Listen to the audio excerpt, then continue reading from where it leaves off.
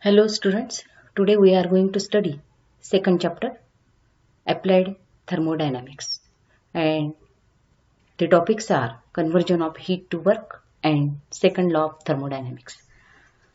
We know that mechanical work has natural tendency to be transformed into heat energy. There is no restrictions on the conversion of mechanical work into heat, but there are some limitations on the process of converting heat energy into mechanical work. The conversion of heat into work and its converse.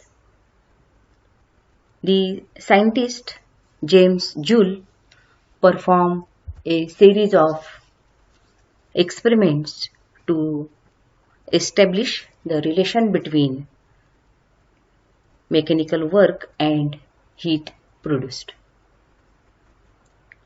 He found that the heat produced, that is capital Q, is directly proportional to the amount of mechanical work done, that is capital W.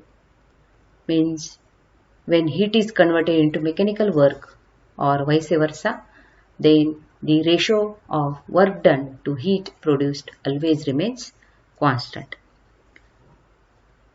So that is W work done is directly proportional to Q.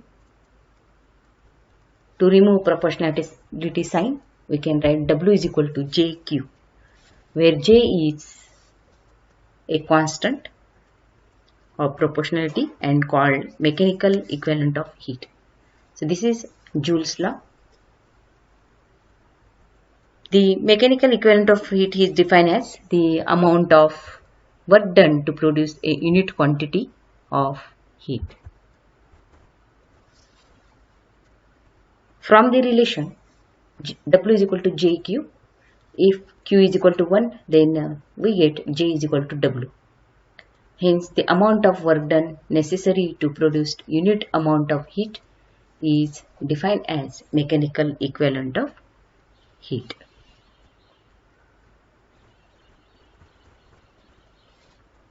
J is neither a constant nor a physical quantity. It is a conversion factor which is used to convert joules or erg into calorie or kilocalories. Experimentally, the value of J is equal to 4.18 joule per calorie or 4.2 nearly joule per calorie. And in erg per calorie, it is 4.2 into 10 raised to 7 and 4.2 into 10 raised to 3 joule per kilocalorie. Means 4.18 joules of mechanical work is done to raise the temperature of 1 gram of water by 1 degree Celsius. So there are many similarities between heat and work, and means mechanical work can be converted into heat and vice versa.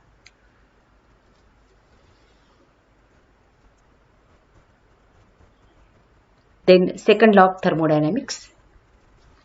There are different statements of second law of thermodynamics. Heat flows from a hot body to a cold body. It never happens that heat by itself flows from a cold body to a hot body. The second law of thermodynamics is heat transfer occurs spontaneously from higher to lower temperature bodies, but never spontaneously in the reverse direction.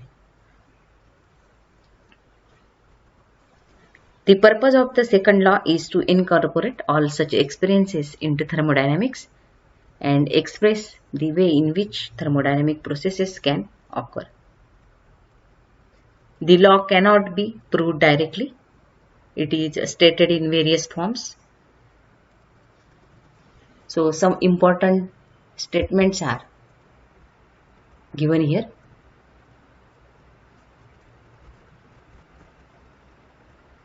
Also, mechanical energy is fully converted into heat, but heat cannot be fully converted into mechanical energy. So, in case of ideal heat engine, some heat energy is absorbed from the source, is converted into work, and remaining heat is rejected to the sink. So, first simple statement, that is, heat by itself cannot flow from a cold body to a hot body.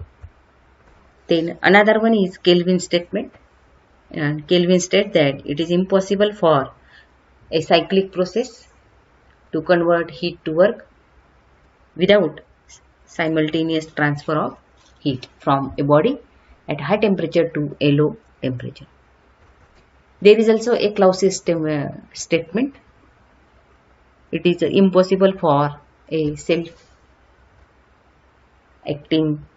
machines or for heat to move by itself from a lower temperature reservoir or a source to a higher temperature reservoir. That means heat transfer can only occur spontaneously in the direction of temperature decrease. The second law of thermodynamics establishes the concept of entropy as a physical property of thermodynamic system. The next statement is in terms of entropy, that is, the entropy of the universe tends to a maximum. So these are the different statements of second law of thermodynamics. Then mathematically, the second law of thermodynamics is represented as delta S, means change in entropy is greater than 0, where delta S is change in entropy of the universe. Entropy is a measure of randomness of the system or disorder of the system. It is measure of energy. Then a concept of entropy. We already stated second law of thermodynamics. This law is different in different forms from many other familiar laws in physics. We have seen that second law of thermodynamics can be stated in many ways depending on the kind of experience it is related to. The most important two statements of the law are Kelvin's and Clausius statements. In general, adding heat to a body increases disorder because it increases average molecular speed, and therefore the randomness of molecular motion also increases.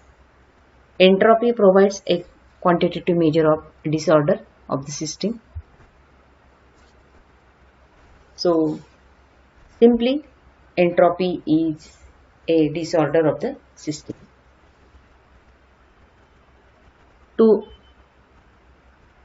In general, adding heat to a body increases disorder.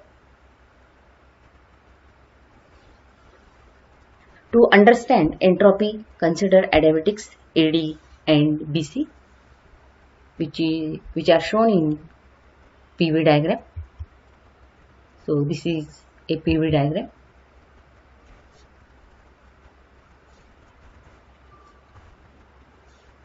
So this figure shows a PV diagram in which pressure P is taken on y-axis and volume is taken on x-axis.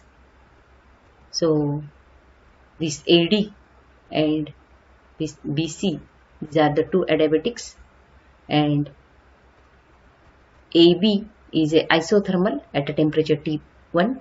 Similarly, A1, B1 is also another isothermal at a temperature T2.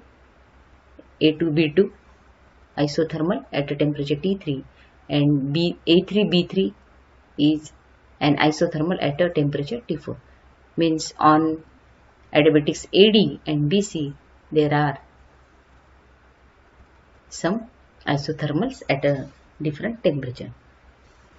So in figure, all along adiabatic curve AD or BC with change in pressure, volume and temperature. Consider an isothermal AB, A1, B1, A2, B2, etc. at a temperature T1, T2 and T3.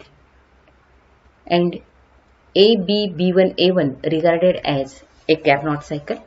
If we consider the figure, in figure first Carnot cycle is AB, B1, A1. Then another one will be A1, B1, B2, A2. Then A2, B2, B3, A3, A2 and so on. So let us, for example, we consider the Carnot cycle AB, B1, A1. In this Carnot cycle, if Q1 is the amount of heat absorbed during the isothermal expansion AB at a temperature T1 and Q2 is the amount of heat rejected during isothermal compression at a temperature T2, then we get Q1 upon T1 is equal to Q2 upon T2. Similarly, for Carnot cycle A1, B1, B2, A2, we can write Q2 upon T2 is equal to Q3 upon T3. Similarly, we can write for next cycle Q3, T3, Q3 upon T3 is equal to Q4 upon T4. Therefore, combining all this, we get Q1 upon T1 is equal to Q2 upon T2 is equal to Q3 upon T3 is equal to Q4 upon T4, which is equal to constant. So, from one adiabatic to other adiabatic, heat energy is either absorbed or rejected. The quantity of heat Q absorbed or rejected is not constant, but it depends on temperature T. So the quantity of Q by T between two adiabatics is constant and is called change in entropy. This quantity Q by T, Q upon T is called entropy.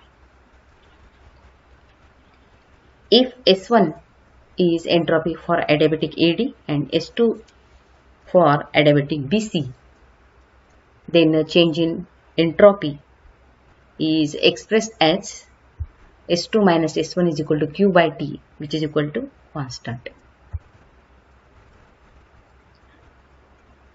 If two adiabatics are very close to each other, so that an infinitesimal quantity of heat dQ is absorbed or rejected during reversible isothermal change at constant temperature T, then we write ds is equal to dq upon T. In general, the change in entropy during reversible process is integration from S1 to S2. ds is equal to, means from initial to final state, or state 1 to 2 dq by dt. Putting the value of ds here, that is dq upon T, where S1 is entropy at initial state 1 and S2 is entropy at final state 2. So we get integration of S1 to S2 ds is S2 minus S1, which is equal to integration from initial state 1 to final state 2 dq by T.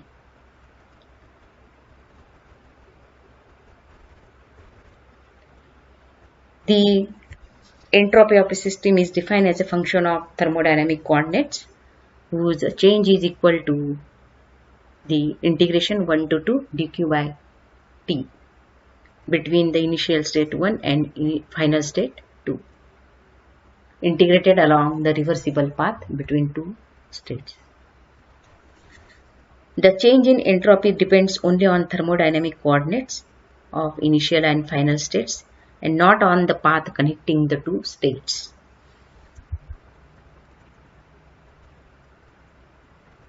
Means it is a state function. When heat is absorbed by system, then dq is positive, then entropy of the system increases, and when heat is rejected by the system, that is the dq is negative, then entropy of the system decreases. In adiabatic change, heat is neither absorbed nor rejected, means dq is 0, so change in entropy is 0, means ds is equal to 0, therefore S is constant. Thus the entropy of a system remains constant during an adiabatic change. Hence an adiabatic curve is called isentropic curve. So correct this equation, instead of dq we can write ds. So corrected this, ds is equal to 0.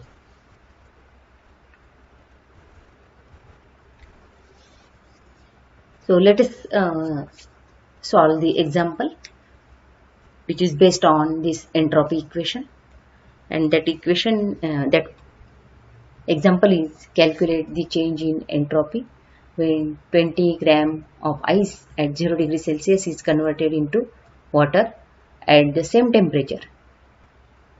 Given latent heat of fusion of ice is 80 calorie per gram, means we have to find out ds. So given data is mass m, that is 20 gram, temperature is given 0 degree Celsius, convert it into Kelvin, and latent heat, that is capital L, is given 80 calorie per gram. So heat absorbed by 20 gram of ice at 0 degree Celsius when it is converted into water at 0 degree Celsius is that its mass into latent heat.